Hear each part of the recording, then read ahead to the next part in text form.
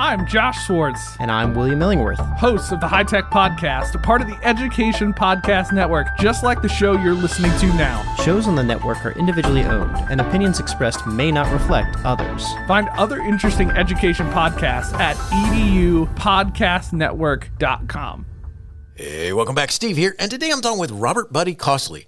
Buddy is a U.S. Navy veteran, former English teacher, and a former school system superintendent. He is also the CEO and co-founder of SchoolDog Solutions Incorporated, a software company that is focused on making schools safe. So much to learn today. Thanks for listening. Oh, by the way, before you go, it'd be so cool if you helped out the podcast. And here are 3 ways you could do that. 1, you could tell a friend and share the links. 2, go to my website and leave a review and subscribe. And 3, click on the link on my website homepage where it says Buy Me a Coffee. And by doing this, you could donate $1 or $2 or more to help me address the costs, associated with producing the podcast. That'd be so cool. You are awesome. Enjoy the show. But billions of dollars are being spent all over America to sell mostly technology to schools in the form of, gun screeners, metal detectors, panic alert, duress alarms, PTZ cameras, aerial mapping devices, all of these things. And guess what? If I were a superintendent today, Steve, I would be buying many of these similar tools as well, because I would want my parents and community and board to know we're doing everything we can to keep our schools safe. The problem with that is, and it sounds like a great thing, but I think it's a problem, that technology in the safety industry in 2024, as this podcast is being recorded, is going to get better and better and better. But here is what is never going to change. Us, human beings. It's the Education Podcast, your favorite show, with lots of groovy guests and they share what they know. So crank it up to 10 and let your neighbors know that here's another show with Dr. Steve Milletto. Teaching, learning, leading, K-12. Teaching, learning, leading, K-12. Teaching, learning, leading, K-12. With Dr. Steve Milletto. A veteran of the U.S. Navy, Robert Buddy Costley is a retired Georgia school superintendent after serving for 11 years in that role from 2008 to 2019. In November of 2023, he was listed by Georgia Trend magazine as one of Georgia's 500 most influential leaders. In December of 2023, Buddy retired from public service after completing over 4 years leading through the pandemic and beyond as the executive director of the Georgia Association of Educational Leaders, or GAEL, the professional association for Georgia's school and district public school administrators. Today, he is the CEO and co-founder of SchoolDog Solutions Incorporated, a software company built on the mission of making every K-12 school across the nation a safer and healthier place to learn and work. His inspiration and passion for school safety are his wife, Kelly, a K-12 educator, and his 3 children and 2 grandchildren. Our focus will be SchoolDog Solutions Incorporated. Buddy, thanks so much for being on the show, and say hi to everyone. Steve, it's just an honor and a pleasure to be with you. I admire the podcast for many years, and most importantly, I admire your work as well, so it's an honor to be here, sir. Well, thank you so much, and it's an honor to have you on the show. And I got to say this before we go any further. I mean, you're a veteran of the U.S. Navy. Thank you so much for your service. And I got to ask you this question. What's a lesson that you learned in the Navy that has stayed with you throughout your civilian career? Well, I'm smiling. I've actually been asked that question multiple times. My background is, and I say this in the most country boy of terms, is I was a poor working boy in Georgia, and I had a mission to go to college and didn't quite have the financial means, and sometimes I didn't quite have the wherewithal and perhaps the correct work habits to be successful in college. And started off, I went to Georgia Tech for a short time to be an aerospace engineer. If that tells you anything. The irony is I end up starting my career in education as an English teacher. I don't even want to get into how that happened, but the Navy was instrumental for me. I mean, other than giving me a great way to work my way through college and fund going back to school. One of the things about the Navy, and I thought about this question, is, and it occurred to me, Steve, that it really does influence the work of SchoolDog to this day, is the Navy taught us a little thing from boot camp on, and even I served on 2 aircraft carriers in the Persian Gulf, is the phrase attention to detail. So that's kind of a motto. Every military branch has its own little sayings and mottos, but the Navy's is attention to detail. Because the whole point is if you go off to sea on a boat, things have to go well. So you can't just get off the boat and watch it burn down. You have to, there's nowhere to hide or escape. You're on that boat in the middle of the water. And if you don't pay attention to detail, things can burn you and things can bite you. And human error is the enemy of any sailor at sea. And it's strange that the work ethic of the Navy, the team nature of the Navy, the realization that we've got 20-year-olds, 21-year-olds, 22-year-olds all over the world that 2 years earlier had to get a bathroom pass to go to the bathroom, are now driving tractors with $40 million aircraft behind them. What we learned is if you give people responsibility and good training and support, they will exceed your expectations. That's awesome. That is really cool. And, that's on an aircraft carrier, man. That's got to be a whole nother world in itself, because it is a whole nother world, especially the size of the aircraft carriers today. I mean, you got to mention something about that. I mean, what? It is. Well, I look back on it now. I've been out of the Navy over 30 years.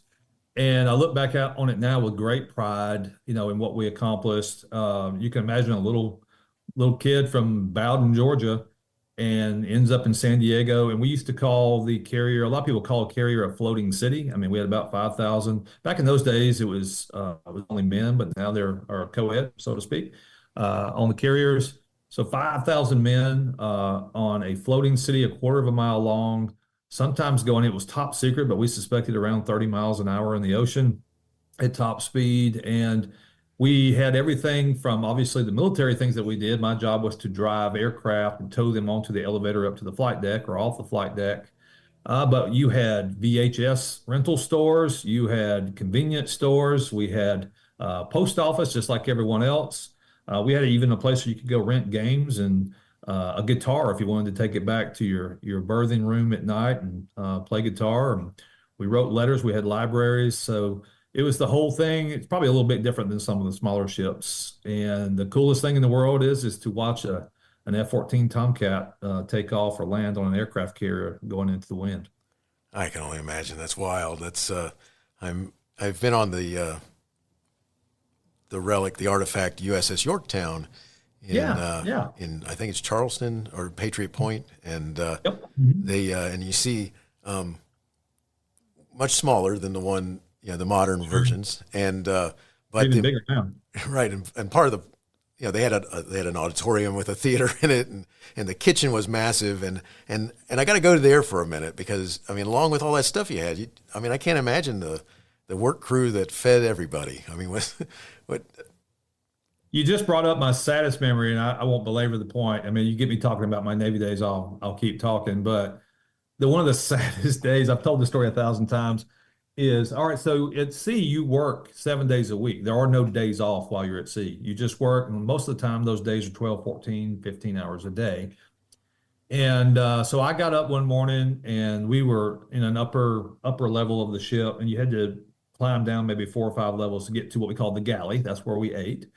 And I was standing in line, just still groggy from waking up in the morning. And I look up at the menu board, because you always look at it, what are they serving? The Navy actually had pretty good food. And I look up at the board, and I'm stunned, because it reads, Happy Thanksgiving. And it hit me that I had no idea when I woke up that morning that it was Thanksgiving morning. Wow. And that was the saddest, because the first thing I thought of is that my mama was making cornbread dressing and getting the turkey ready, and all the family was going to be over there eating all the fixings. And I woke up that morning serving my country, and I didn't know it was Thanksgiving Day. And I've thought about that many times. And how I use that, Steve, is it's increased my respect for men and women who serve in the armed forces or serving first responders, the sacrifices that they make. I was 19, 20 years old, and I was home 2 years later. We had a 2-year program back in those days. So in some ways, I didn't really have it near as bad as other people have, but we've got young men and women all over this world that are doing amazing things for us at great cost. And so anytime I see someone like that who served way more than I did, I always try to say thank you and show them my gratitude. Awesome. I appreciate you sharing that. And that is rough to look up there and realize, what? Oh, I think I kind of forgot about that. Nice. I'll tell you, I appreciate every Turkey Day from then on. So when Thanksgiving comes, I'm very happy. I can imagine. All right. So you have to mention this. So how does Navy lead to education? Well, I mean, to me, it's like, it's to ask anybody how they end up in education. If, we spend our entire childhood in a classroom and you're either running from that, say, as I did many times, I'm getting out of here, I'm graduating, I'm never coming back. And I sometimes joke is like, well, my punishment for saying that too many times was is I was told that, okay, you're going to spend your entire adult career in school as well. and which is exactly what I did. And I'm very proud. The truth be told, I struggled a lot growing up, and our family struggled. Everybody's got like a sob story. There's some things that I need to learn about the world, and I had a few men and women, or several men and women, who took on the role of teacher, did sacrifices of their own to deal with kids like me. And even though back in those days I acted like I wasn't aware or grateful for those people, I secretly was. I knew what they were doing for me, and I never forgot them. And in some ways, it may sound narcissistic, but I wanted to be one of those people. So I mentioned I went to be an aerospace engineer. That didn't quite work out, but I don't know. Maybe at some point I figured out I love to teach. I love to learn. I love to share knowledge. And I got to go to a place where some of my greatest moments as an English teacher, I taught high school English, is the conversations that I would have with my seniors in a Brit Lit class or an AP Lit class. And I can't tell you how many times that 18-year-olds have taught me things that I didn't know about the things that we're reading. So I just think it's a cool journey. It gave me a way to grow up myself. The irony is that as a young teacher, you do a lot of growing up in a hurry as you're trying to help other people grow up. And then later on, you kind of realize all of that, and it makes you smile. That's awesome. I love that. That's really cool, especially because I've known you for a while, and somewhere in a conversation, I found out that you had been an English teacher, and that was not what I thought. Don't judge my grammar on this podcast. I have to be very intentional. So I thought that was cool, and so that's why I want to make sure that we got a chance to talk about that. Most people that maybe it's Buddy Costley English. I always tell people it's like my teachers are rolling. Teachers rolling over on their desk right now. Buddy Costley, teacher, English teacher. What the heck happened in the universe? So that's funny. So and it's.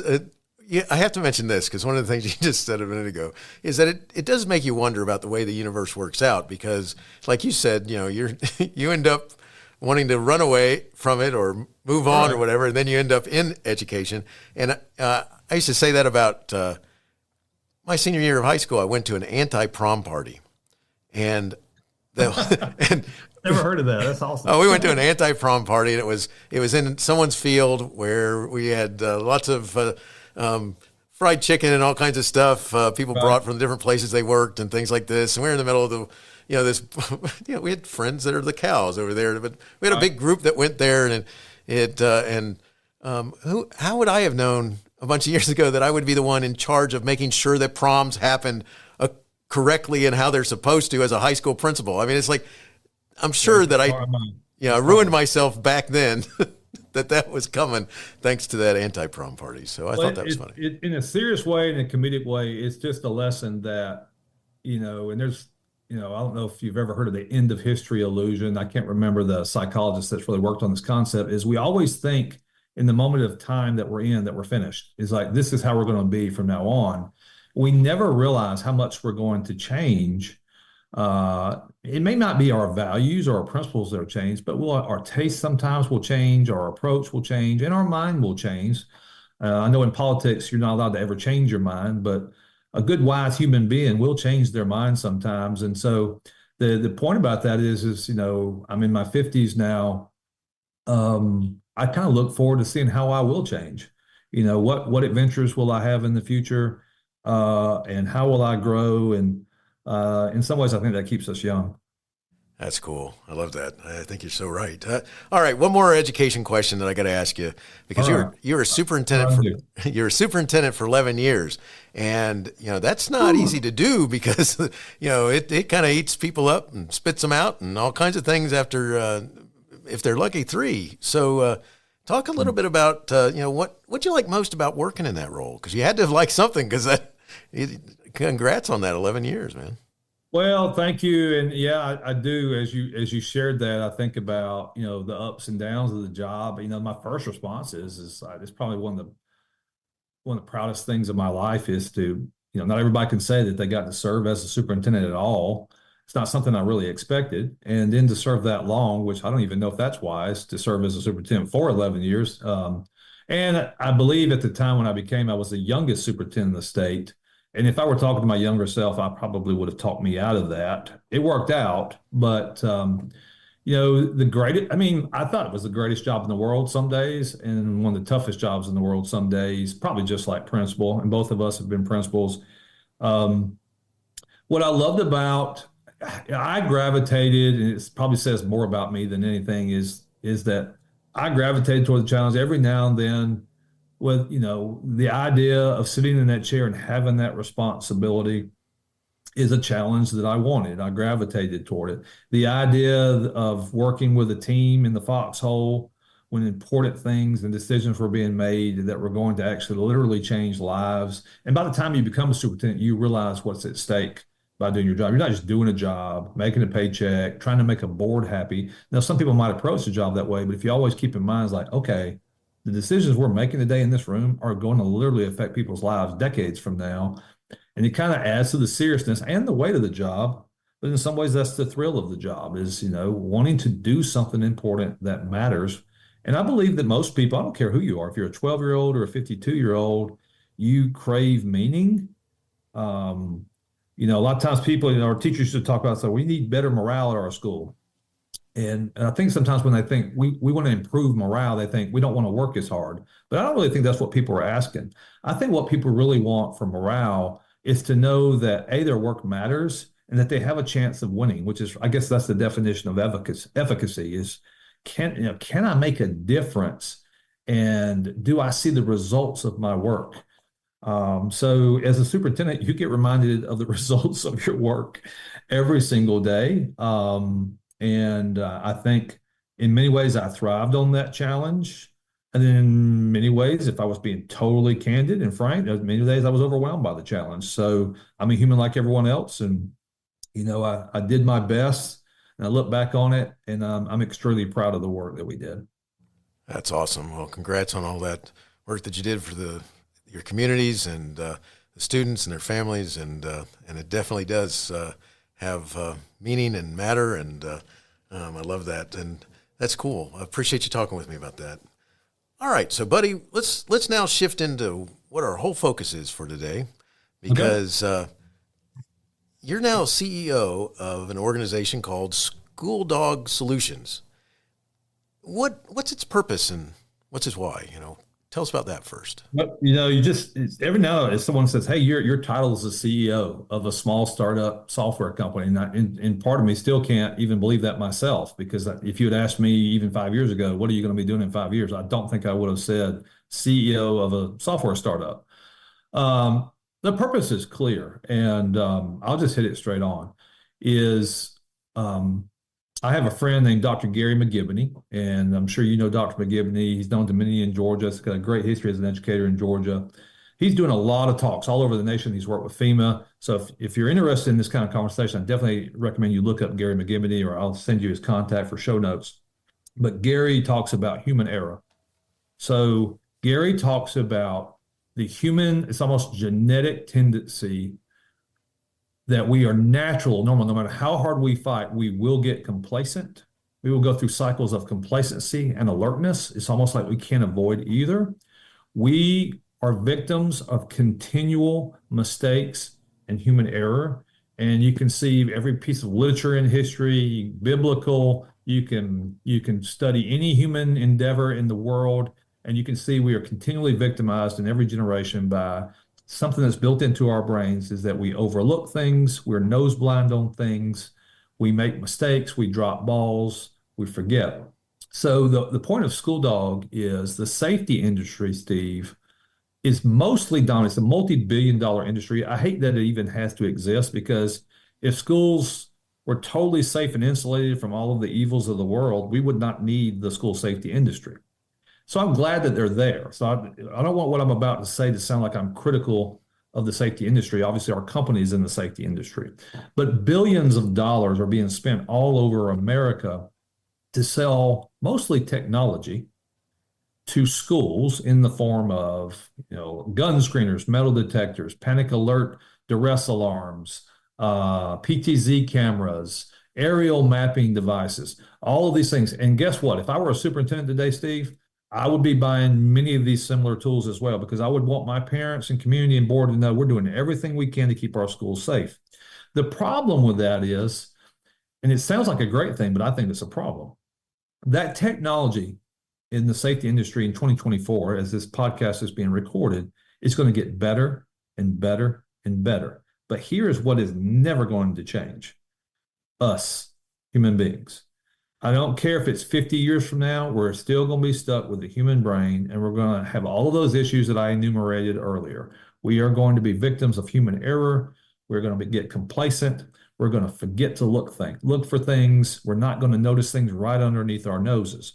So what worries me is you pair the human tendency to miss things, to have error, with better technology. Is we have a very bad habit as humans that if we have a lot of technology, we will over rely on it, and we'll say, okay, it'd be like, okay, we've got AI now, we can all relax. Well, everybody just listen to this podcast said, do what? The more technology we get, if we relax, okay, why do we need to work on writing anymore? We'll just let AI write that. Well, every teacher listening to this podcast, whoa, no, that's bad. Because if you over rely on technology to do a job for us, I don't care how good that technology there's going to be problems with that technology or loopholes. It's kind of like riding in a Tesla. This is not an advertisement for Tesla. I don't own a Tesla, but Tesla is some of the best, I hear, the best technology in the world in terms of a car and self-driving. And people are getting killed in them sometimes because they go to sleep at the wheel, which Tesla tells them not to do, but they over rely on the technology, go to sleep literally at the wheel, and it drives them into a construction site. So I'll pair this to school safety now and kind of bring this to a head. I've talked to law enforcement partners with schools all over the state of Georgia, and they tell me the same thing. They said, look, we've bought access controls, and our people are saying, well, we've got access controls. Why do we need to check our doors anymore? And he said, but I can see mop signs and rocks propping open these doors. And then people will say to me, well, we've got alarms on those doors. So we'll know, well, the alarms will start going off and malfunctioning. So what do people do? They just turn off the alarms so they don't have to hear them, just like we used to do with the old fire alarm that would never hush in our schools. And, and everybody listening to this podcast knows exactly what I'm talking about. Oh, yeah. So the point of SchoolDog is we're the antithesis of all this wonderful technology. SchoolDog is a data analysis tool, a data collection tool, and a data celebration tool to help increase the habit of vigilance, which I defined as the intentional effort to be alert more often, and then celebrate that skill, which is the human piece. We're the human factor, is celebrate humans in our school system who will take 20 seconds of their time every now and then and log maybe a data entry about a door being propped open, or looking for a place that you could slip, trip, and fall and get hurt in a school, or look in their closets a little bit more often and see, oh, there's an open closet right next to a third grade bathroom with a utility knife in it, that a third grader can walk in there and grab that knife that we're leaving unlocked because we want convenience in our lives. So the SchoolDog basically gives them a way to collect information about their buildings that they were not aware of, and then put that information, almost text that information to SchoolDog. SchoolDog never forgets that information and allows other people to see what you saw. In other words, it gives people magic powers to see through your eyes of what you see. I get to see through their eyes of what they see. And we get to have more conversations about, hey, we've identified some vulnerabilities. We've also identified some best practices. How can we use that as actionable data to actually lead to avoid things happening in the first place? So if you would, it's a long answer to a short question. SchoolDog is all about the human factor. And if you have great technology and great human factor, now you've got school safety culture. Awesome. Appreciate you explaining that. So, all right. So, as we were listening to you talk about what its purpose is, so what inspired you? I mean, what made you say, I got to make this happen? Because there are a lot of ideas that people have, but they don't ever become anything.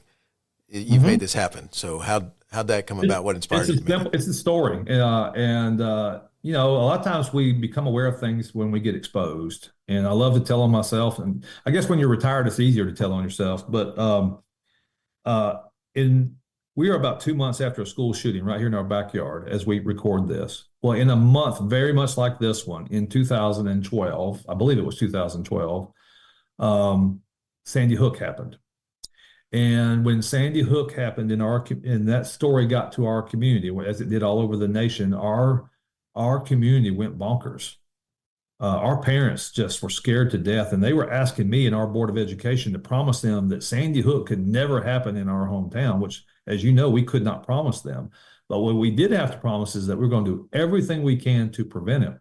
Well, I had a board member who was not trying to, who was a very supportive board member who was just trying to do his job. And he comes in my office and he asked me a question, and I'll just paraphrase it. He said, "Hey, buddy, can you do us a favor?" And he's taking us, the board. "Can you do us a favor and kind of just pull your safety data for us and kind of give us kind of a report of what you're tracking, how often you're finding the good things that you want to happen, and how often you're finding your vulnerabilities?" Well, Steve, I started to squirm in my chair a little bit. So I said, "Safety data. Okay. So you want to know more about our safety plans, you know, our flip charts, you know, our district safety plan, you know, what we have in the classrooms in terms of the color code, our little codes and all this thing?" He said, No. I know about your safety plans. And I know you do your drills and all those things because you put those on the website." And we did, Steve. I felt like our county did a great job, actually. We were very proactive. We didn't wait till something bad happened. So our teachers had their plans. We trained them. We reminded people in our meetings. But he didn't ask for plans, Steve. He asked for safety data. So plans, if you think, plans are talk. This is what we think we want to do. This is what we're going to remind people. But the data is actually what's the rubber in the road. What are you actually doing? What are you looking for? What are you tracking? And what is actually happening after you've communicated the plans? So what he exposed is, Steve, I'm a superintendent. I could have opened my computer right in that meeting and pulled up any test score data that he wanted. I could have pulled up my energy watt data for each school. I could have pulled up my budget data for him. I could have pulled up my common assessment and benchmark data for him. But he didn't ask me for any of those things. He asked me for safety data. And what I've learned is I've talked to superintendent after superintendent in multiple states. And when I tell them that story, they start smiling, because then I always go to them and say, so for instance, I've told them myself, if I asked you, superintendent, pull your safety data, what would you pull? And they sit there and they smile at me, because most of them, unless you're like maybe some of the metro systems, they just have way more resources. Some of them do. They don't have it. It never even occurred to them that they could have it. They don't even know how that they would get it. So what we started doing is doing Google Sheets out the wazoo. We're downloading random apps, trying to collect data, do more walks, trying to do the right thing. But they were all kind of like artificial means that we were tailoring to school safety. The SRO might have the Google Sheet that we did a checklist on, but this AP principal didn't have it. This principal didn't have it. So SchoolDog comes from, we were trying to do the hard way to collect school data. But if you're going to collect data, you want everybody to have access to it so that they can work together and make decisions. What I learned as a superintendent, real quick story, not to belabor it, is the other realization I had around that same month is, this will make you laugh or cry, I'm a poetry teacher. Now, I want you to think about that for a second. Think about the irony. We're talking about school safety. What is my background? We've already talked about it. I'm an English teacher. I teach kids how to write topic sentences and introductory paragraphs and conclusions and analyze Shakespeare. And then they promoted me to AP and principal and superintendent, said, you're in charge of safety, security, surveillance, risk management, workers' compensation claims and reducing them. All those things are secondary to my training, but yet I'm the one supervising all of this. Or you got SROs walking around our buildings looking, why is that poetry teacher walking right by that door and never sees it? Why does that poetry teacher not see this lady's not wearing a badge? So it occurred to me in public education, Steve, not only is the superintendent a poetry teacher or a math teacher or a kindergarten teacher or a counselor that got promoted, every administrator that I looked around my system, my whole school system was run by poetry teachers and football coaches and volleyball coaches and softball coaches that, and I love all of them. They're great, but they're content area folks that got promoted to safety experts without the safety training. So I'm exposed because I have no data. And we also have people, human beings, who are being given jobs who are not experts in the responsibilities that they are accountable for, and they're having to learn secondarily.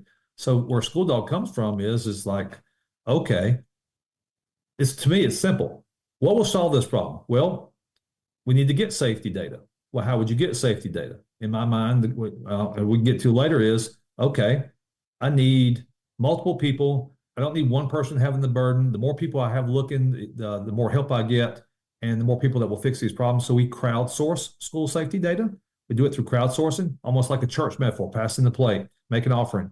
Will you make an offering of 10 observations a month? Will you make an offering for school safety and log 8 or 9 a month? And it just adds up to hundreds of data points a month. And basically, the tool came from is giving them a way to collect that data in an easy way without having to work harder.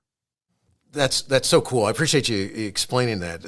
One of the, because I just think it's interesting how something becomes something, because all the time you see best intentions and it never comes to fruition, and you made this happen. It's awesome. So with that being said, how does SchoolDog work? I mean, what's it do? Well, and so what we do is it's a multi-tool. So it's a combination. The first thing is, in a simple way, it is a way to do a site assessment. But that almost sounds too formal. I'm scared to describe it as a site assessment because it makes people think, hearing this, oh, I've got to do extra work. All right, so I'm going to come back to that. But it gives them a way to have an app in their pocket. It's kind of like in the old days, you might carry around a clipboard. So I'm going to get my coach. I used to coach. I pull my clipboard, I'll put an empty piece of paper on it and write things down that I see. And when I was a principal and superintendent, I'd walk around and I would text things to people. Like I'd see graffiti on a wall and text it to someone. Well, in some ways, we've been collecting that data that way for decades. It used to be a clipboard. Some people text it, or they'll remember it and go back to their office. So the app makes that easier, where in about 20 seconds, if I see something that I'm concerned with, let's say, because the whole point of SchoolDog is you don't have to do extra walks. They're already walking 15,000 steps a day, doing their job. An SRO is doing rounds every day to school. A good AP is a floor walker. I call AP, I was a floor walker when I was an AP. I'm doing rounds 15,000 steps a day. And a good principal is probably the same way. So we say to them, you don't have to walk an extra step.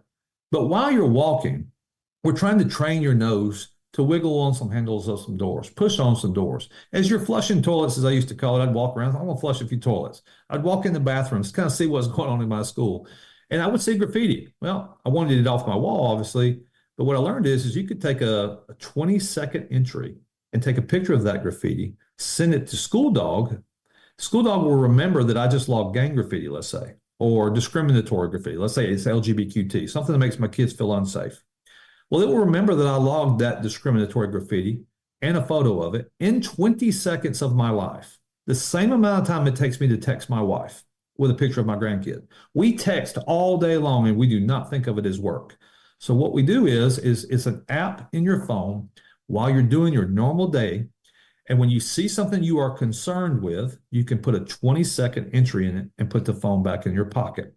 If you see, it's not just about concerns. If you see something like, I just walked through the 6th grade hall and every single one of my classroom doors was locked and secured with students present. Our teachers did what they were asked to do. I could log a 20-second praise, all classroom doors locked and secured in the 6th grade hall. Great job to the 6th grade team. Now, every time I do that, I can log a photo. I'm logging searchable fields, locations, descriptions, context, categories, access, unauthorized entry. SchoolDog remembers all of these concerns and praises, and they end up adding up because I'm doing 10 to 20 a month. My SRO is doing 100 a month. My AP is doing 10 or 20. Well, the school system's got 40 users. They end up with 500, 600, 700 data points because they were crowdsourced through an app. And then the second piece of that is I realize is that if you're asking people to do that, we've got some people doing their jobs and we don't celebrate enough in public education. Have you ever been in a job where like the only time someone says something to you is if you screw up or if you're not doing your job, but if you're doing your job, nobody says a word. Well, that's a mistake that all of us can make if we're not careful. So SchoolDog creates leaderboards and recognizes one activity, vigilance. The more vigilance a school does or a person does in SchoolDog, they will make the leaderboard. And so what we do is we just kind of play upon natural human psychology that principals are kind of friendly, competitive. They love their colleagues, but they love to compete with their colleagues.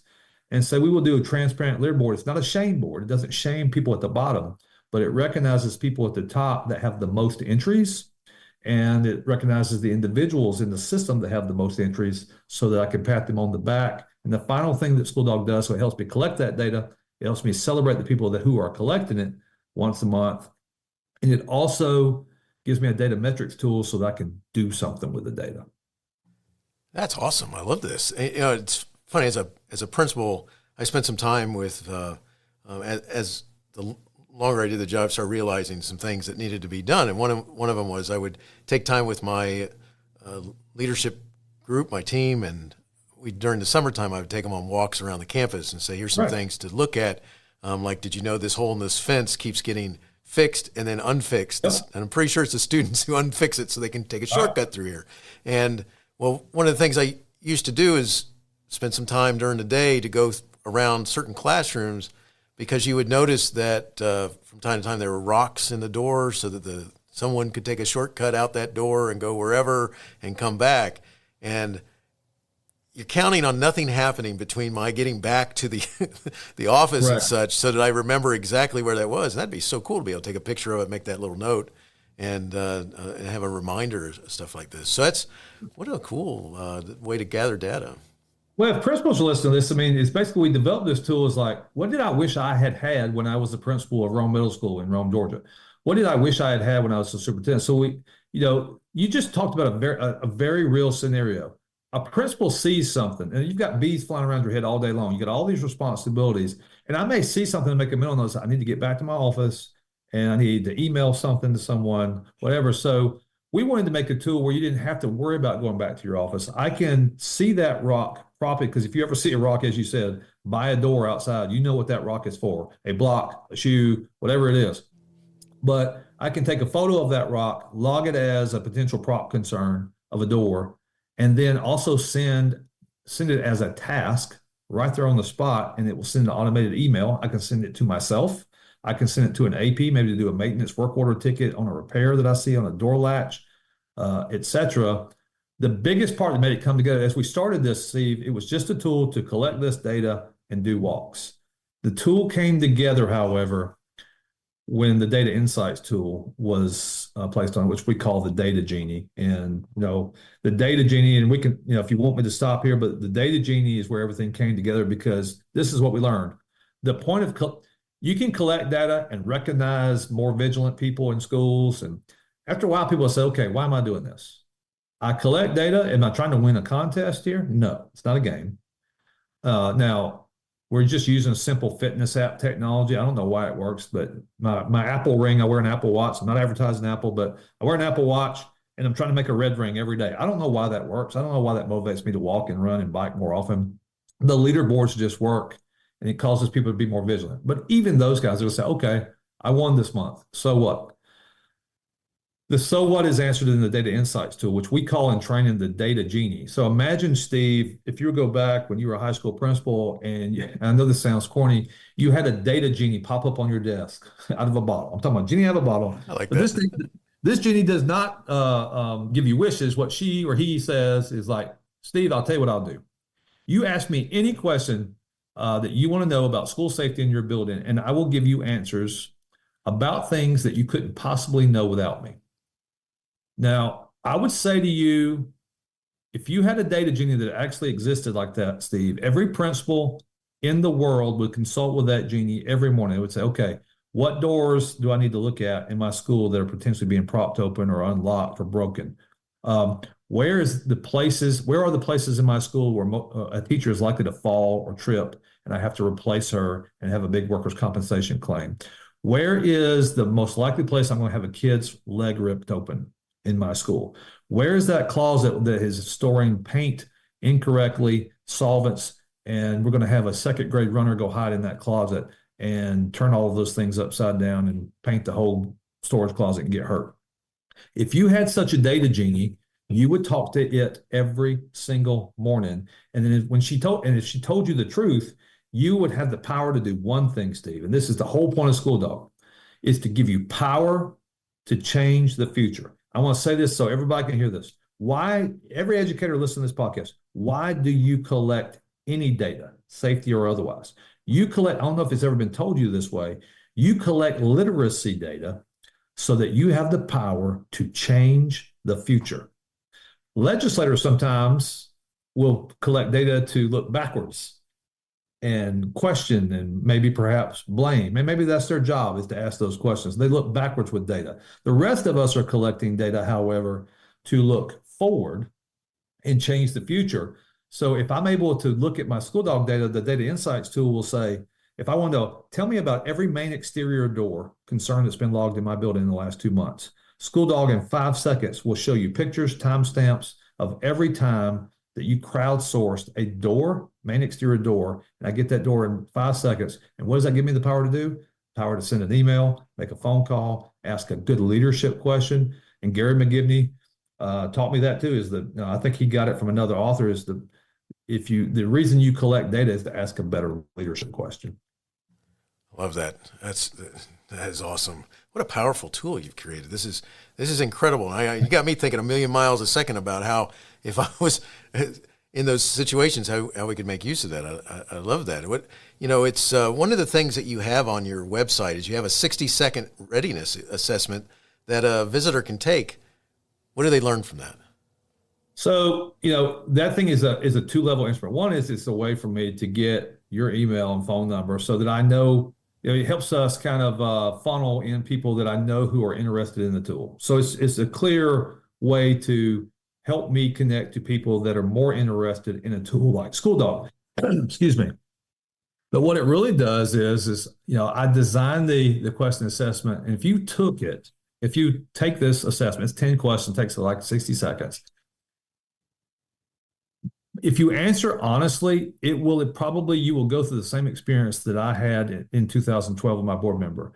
You will come to a realization of whether you truly have data or not, and how often you are doing intentional efforts to increase human vigilance. And the whole purpose of that is not to shame anyone, because most people would say, if they're being totally candid, we probably could do more of that. It would be nice to have that data. And so for them to have that moment themselves, instead of me pointing the finger, that's why I always tell on myself first, is like, this happened to me. Are you similar to me? And they feel better. But that data assessment will cause people, if they're being really candid, to be real with themselves. You know what? I am a superintendent, I'm a principal, and I am responsible and accountable for school safety. I feel this burden every single day. And the truth is I have data on everything else, but I don't have data about safety. And how can I even ask a good question if I don't have data? That's powerful. That is powerful. Okay, on your website, you list a couple different functions that SchoolDog can do, and one of them is neighborhood watch function. Can you talk about that just a minute? That is a story too, if you'll humor me. So, you know what a neighborhood watch is. So a neighborhood watch, a lot of the neighborhoods will, it's kind of like you have the nosy neighbors. They're all looking out their windows, and a stranger appears, and then they've got this phone network, or now it's Facebook network. And I live in an HOA neighborhood, and we all have this Facebook page, and I have a love-hate relationship with it. But about 2 years ago, a house in our neighborhood got broken into. And I don't know, it seems like they got into a car, and then they were ringing the ring bell, the bells, the camera bells that everybody's putting on their doors. And so they put on Facebook, hey, everyone, pay attention. There was somebody in the neighborhood that broke in my car, and they were ringing my bell. And here's a picture. So what was the whole neighborhood doing? Now, we're coming into what motivates human behavior without having to force them to do it. All that really was a marketing call. They marketed, just think of it as marketing, not Facebook. They marketed that an intruder was in the neighborhood. And what that caused is every spouse was having discussions with their children and spouse and our neighbors. Okay, hey, keep the lights on outside tonight. Make sure our doors are locked. Did you lock your car door? Now think about it. Nobody told us to do that. Is we got alerted in the neighborhood watch because one person marketed to us that there is a potential threat. And then naturally, human beings change their behavior in 50 different houses. Well, that fascinated me because just by marketing the right potential threat, people will do things without being forced to do it. Now, think about that from a superintendent or principal standpoint or a teacher standpoint. All of us tell people what to do all day long. We're trying to lead them, obviously, the right way. But even the best teachers in the world, we don't like to force our kids to do things. We want them to do it because it's right and see the need for it and let them self-direct. Principals feel the same way. We love it when our teachers we don't want to have to force our teachers to do something, and superintendents even more. So what I learned is there's something about human behavior that will cause them all to do very similar actions without being forced to do so, without being supervised.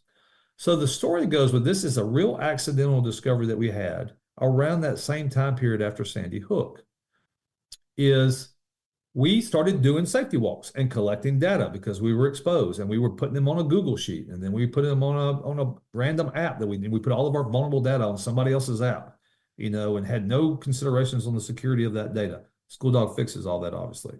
But my assistant superintendent, who is now the superintendent in Bremen City, so I'll give a shout out to Shannon Christian, he was doing the walks, and he came back so excited one day, Steve, because one of the schools got a perfect safety walk.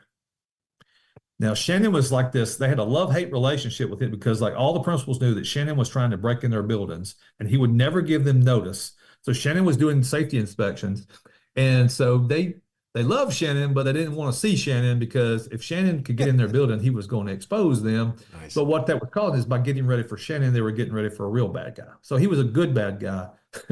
And we were trying to get ready for real bad guys. So he comes back, and the principal of whatever school had got a perfect safety walk, which was almost impossible with Shannon.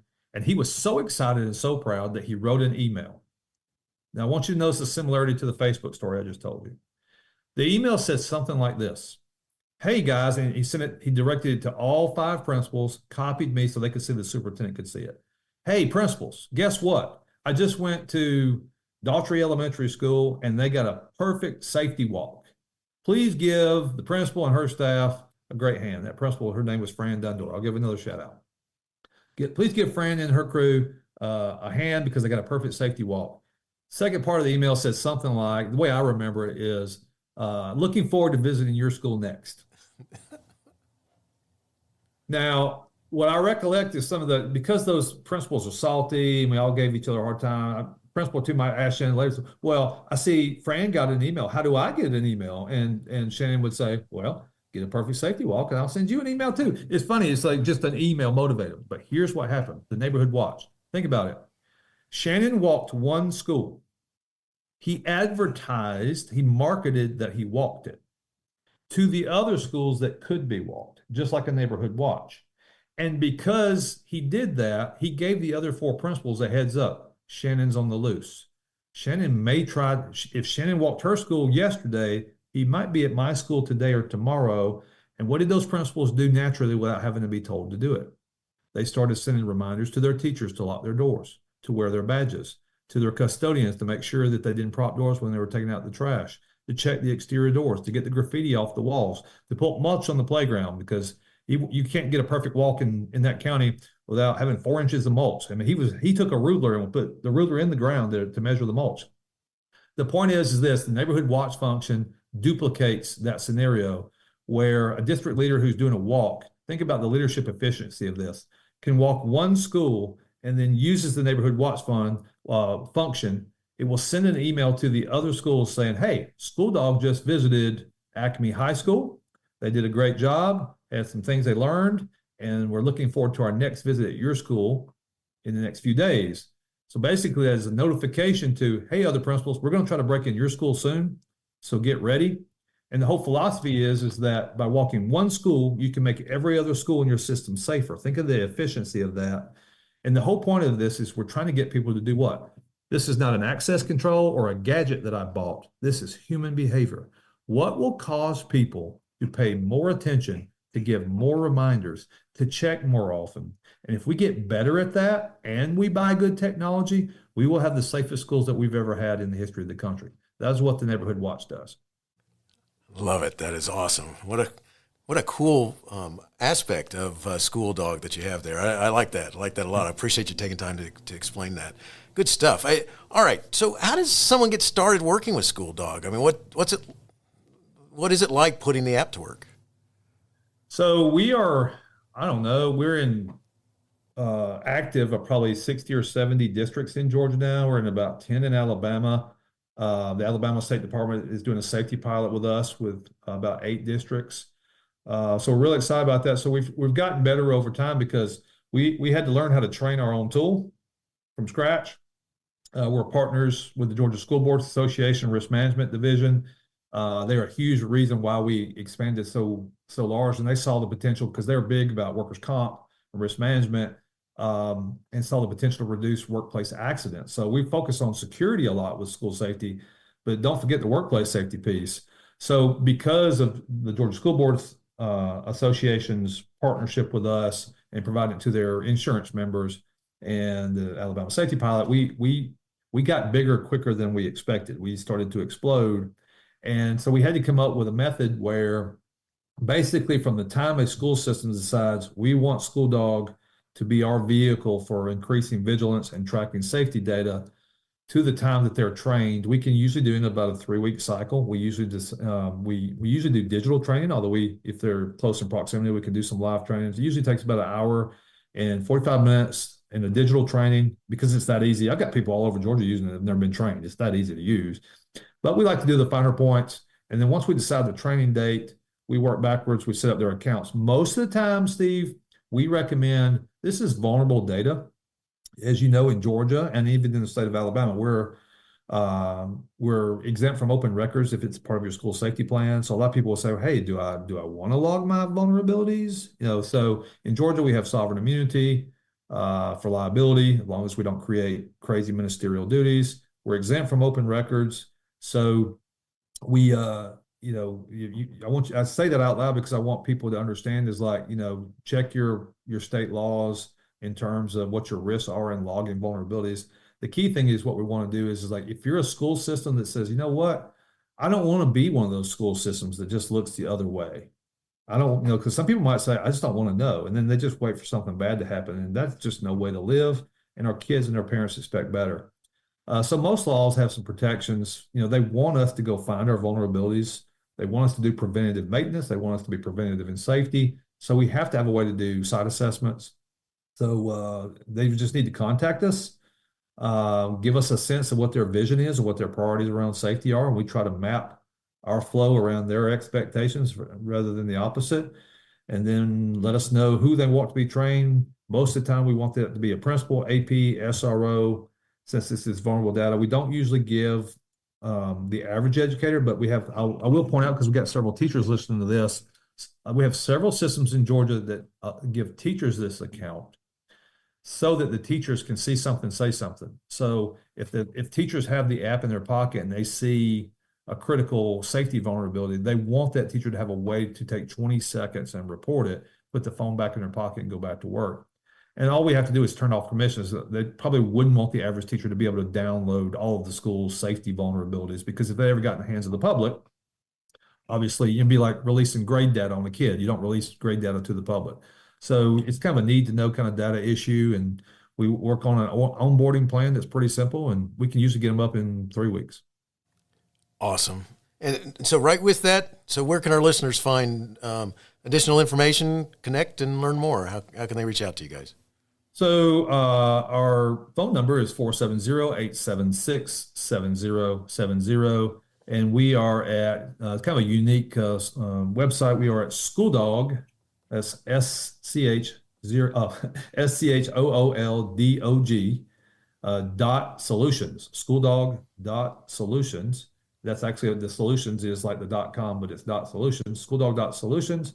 And visit our website. You can take our vulnerability assessment, put your name and email address in, we'll book a demo with you. The best advice I would give you is like everything that I've described really doesn't do it justice. You have to see it with your own eyes and see how easy it would be to do.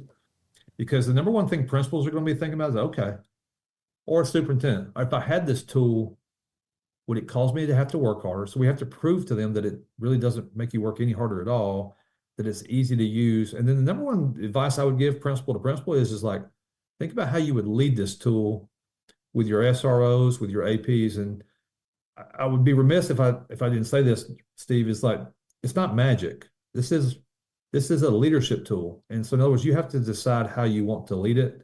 School safety does not happen by accident, pun intended. It happens through intention, human intention. And so just like any other tool, we feel like we have a very economically accessible tool to purchase for you. But even with it being easy to get, if you don't use it or if you don't lead it, it won't help you. Excellent. I will have links to your website and all the information you gave us, like the phone number and so forth, in my show notes, so it's easy for listeners to find you. And I got last two questions that I want to ask you. The first one goes like this. All right, so you had this career. You worked for the government in several different ways, all right? And now you are an entrepreneur. So you got to tell us what's something that you figured out in entrepreneur land that is so different from your previous worlds of being somehow connected with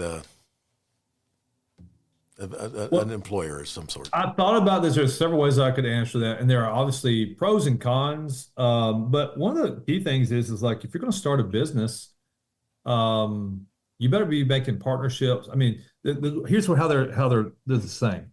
Like the good thing about serving in public education is you learn is if you are not good at customer service with your parents and your community, it's going to come back to haunt you. It's not so much that they'll quit doing business with you, but in a way they can quit doing business. They can go to other school systems, they can go to, other places, they can, whatever, and it affects your funding. So in that way, it's similar. But the other thing is working for the government, which is kind of a criticism against the government, is like you kind of know where your money's coming from. You're going to get funded. I mean, we've been through austerity cuts and whatever.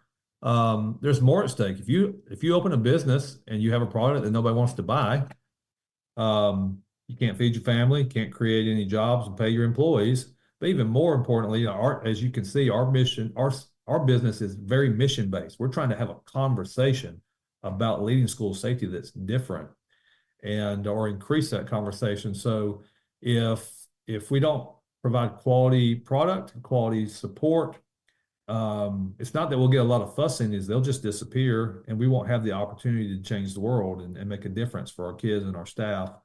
There are some perks as well. We find that the harder we work and the more we try to overserve and over-deliver to our partners' needs. I guess in private business you can get rewarded for that. With brand loyalty, with referrals and that kind of thing. So we try to make a great relationship as a consultant with each of our partners, with the idea that hopefully they'll tell 3 other systems about us. And then what that does, Steve, is it creates a cohort. So imagine you got 3 districts that are in proximity to each other, neighbors of each other, and they're all using SchoolDog as their connecting thread to collect data. Now we have a cohort of leaders helping each other. I love it. That's cool. And I think it's neat that in making this shift, because not a lot of people can make the shift from, working for somebody to working for themselves. And it's an interesting thing. Well, I won't profess to be an expert. It's like I said, I find myself being a CEO of a small startup, and I will tell you, I don't mind confessing, I had to read a lot of books just on simple things like IRS law, nice. Things that I took for granted. I smile because as a superintendent, I had great people in payroll. I had great people in accounts payable that knew what they were doing. Well, guess who the accounts payable and the payroll started out being with our company? It was me. So I can see all those people laughing at me today thinking, yeah, eventually, as you said, like the prom, it comes back to haunt you. And Amazing, isn't it? it's been humbling. That's funny. but thrilling as well. Very cool. Very cool. All right. Last question for you, buddy. Do you have a teacher in your past who made a difference in your life? If so, who was it? And what would you say if given the chance to say thank you? I got so many. I almost scared the list. I mean, I mentioned earlier that there's some men and women that come to my mind immediately, but I'm from a little town called Bowden, Georgia. It's in West Georgia on the Alabama line. And anybody that's ever gone to Bowden in the 70s, 80s, and 90s remembers an algebra teacher named Eula Key. And she's still around here somewhere. I haven't seen her in a few years. But Eula Key, if you ask anybody who their favorite teacher is, about 70% of them are going to say Eula Key. And Miss Key, is special to me, one, because she was an amazing teacher, and I learned in her class, and she made sure that we learned. You could also see that she had the spirit in her. She wanted to be a good teacher, and she also, quite frankly, I give her my full respect because she put up with me. And she could have just decided one day to give up on me, and probably wanted to several days. But if I saw her today, I feel very confident that she would grin at me. And I would say that there's part of me, if I've had any success, it's because Eula did not give up on me. So if Eula Key is listening to this anywhere in the universe, I just want her to know I love her, and haven't spoken to her probably in 7 or 8 years, but and I'm sorry for being a knucklehead. So that's what I'll say. And there's several others: Warren Powell, Stan Davis, Miss English, and Miss Kay Kent. All of those are teachers from Bowden that just did a little bit extra for Buddy Costley. I won't forget them. That's awesome. Steve Prater. All right, I could list 20 more. No, so. Go ahead. I interrupted you. Well, I had to throw in Steve Prater if he's listening to that. So, and again, most of them have stories. Most of them probably would have never predicted that I would have given them such love later. But it's just evidence that the kid is listening somewhere in his body. He just doesn't act like it sometimes. And I was listening. So that is awesome. Thank you so much. That is so cool. Buddy, thank you so much for talking with us about SchoolDog Solutions Incorporated. What an incredible focus you have, and much needed. Wishing you the best in all you do.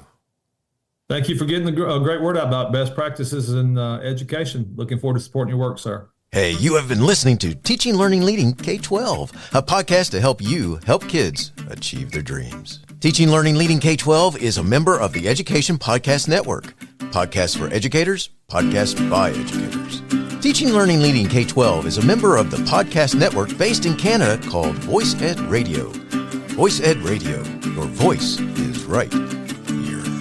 The opinions expressed on Teaching, Learning, Leading K-12 are those of the guests and host. Teaching, Learning, Leading K-12 is intended to share ideas, advice, and suggestions. Teaching, Learning, Leading K-12 is produced for educational purposes. Hey, thanks for listening. It would be awesome if you visited my website at stephenmiletto.com and connected with me, left a review, and listened to more episodes. And by the way, you could also share it with your friends, with your family, and your colleagues. Thanks so much. You're awesome.